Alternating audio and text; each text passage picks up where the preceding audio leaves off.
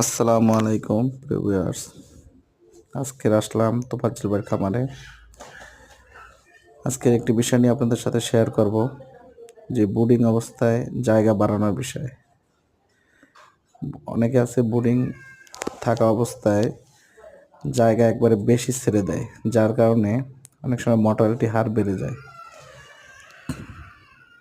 যেটা আমাদের এই তোফাজ্জল ভাই করেছে, ব্রুডিং অবস্থায় ব্রুডিংটা ভেঙে অনেক জায়গা ছেড়ে দিছে, যার কারণে কি হয়েছে, হুবারের নিচে বাচ্চা রাত্রে পাইলিং করছে, জমাট বাঁধছে, যার কারণে বাচ্চা কিছু মারা গেছে।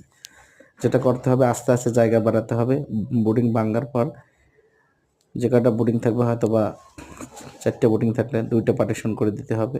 তাহলে বাচ্চাগুলো এক জায়গায় জমাট কম বানবে এবং মর্টালিটি হওয়ার সম্ভাবনা অনেক কম থাকবে।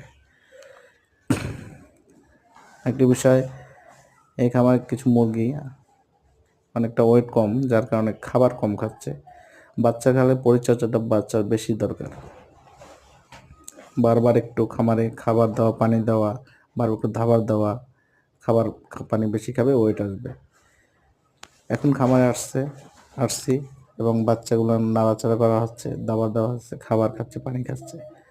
কিন্তু অনেক সময় যাবত না করলে বাচ্চা খাবার কম খায়, পানি কম খায়, যার কারণে ওয়েট অনেক সময় কম আসে। এই বিষয়গুলো সবাই খেয়াল রাখবেন।